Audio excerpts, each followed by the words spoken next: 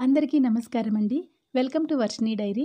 మరి ఈరోజు ఈ వీడియోలో 2024 సెప్టెంబర్ మాసంలో మనకు వినాయక చవితి ఏ రోజు వచ్చింది?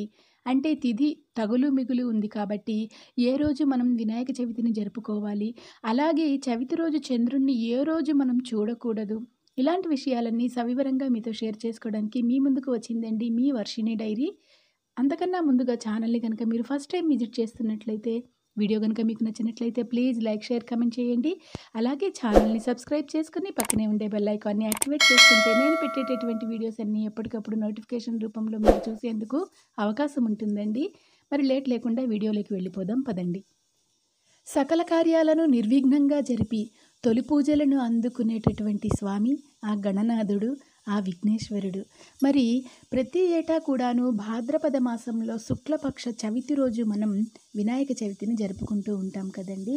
మరి ఈ 2024వ సంవత్సరంలో ఏ రోజున చవితి తిథి మనకు వచ్చింది అని అంటే, స్వస్తి శ్రీ చాంద్రమాన శ్రీ క్రోధినామ సంవత్సరం దక్షిణాయనం వర్ష ఋతువు భాద్రపద మాసం శుక్లపక్షం చవితి తిథి ప్రారంభం సెప్టెంబర్ 6 శుక్రవారం పగలు 11:55 ప్రారంభమై మరుసటి రోజు సెప్టెంబర్ 7 శనివారం మధ్యాహ్నం 1:52 వరకు చవితి తిథి అనేది ఉంటుందండి.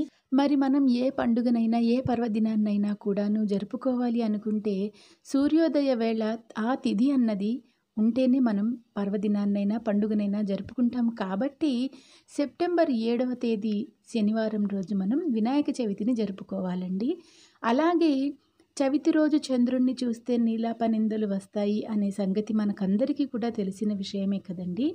మరి ఈ 2024 సంవత్సరం సెప్టెంబర్ మాసంలో చవితి ఈ విధంగా 2 రోజులు తగులు మిగులుగా వస్తుంది కాబట్టి ఏ రోజు చంద్రుణ్ణి మనం చూడకూడదు అని అంటే, చంద్రోదయ వేళ చవితి తిథి ఉన్నట్లయితే ఆ రోజు మనం చూడకూడదండి చంద్రుణ్ణి. అంటే శుక్రవారం సాయంత్రం చంద్రోదయ వేళ చవితి తిథి ఉంటుంది కాబట్టి మనం శుక్రవారం చంద్రుణ్ణి చూడకూడదు. శనివారం రోజు మధ్యాహ్నం 1:52 చవితి తిథి పూర్తయ్యి పంచమి వస్తుంది కాబట్టి శనివారం చూసినా పర్వాలేదండి. ఓకేనండి.